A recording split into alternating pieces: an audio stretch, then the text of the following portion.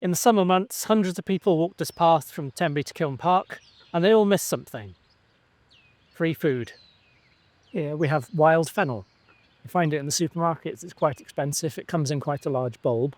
The wild version doesn't have the large bulb, but it still has the frondy, very aniseed-flavoured leaves. Then we have the good old dandelion. You'll find it growing everywhere, it's very nice in salads, so called because the leaves have that lion's tooth shape, and it comes from the French Dent de Lion. Just make sure that you pick it from high enough up to avoid the dogs. Golden Alexanders you'll find all the way along the path here to the golf course. They are bright yellow and can't really be mistaken for anything else.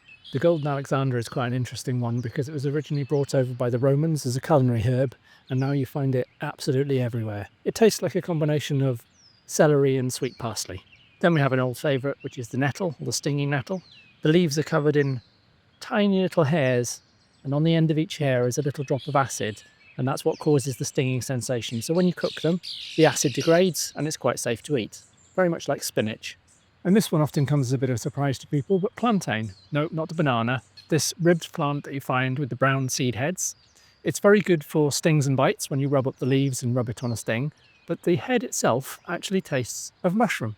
The plantain is known by the Native Americans as white man's footprints because the seeds get trapped in people's boots, walked around, and you find them all the way along the paths. So be very careful where you're picking it from and make sure that they're clean. So if you're planning to do a bit of foraging, it's best to always stick to the rule of threes. That means you can take one for yourself, but you must leave one for the plants and one for birds and animals. There's a world of free food available to you just on your doorstep.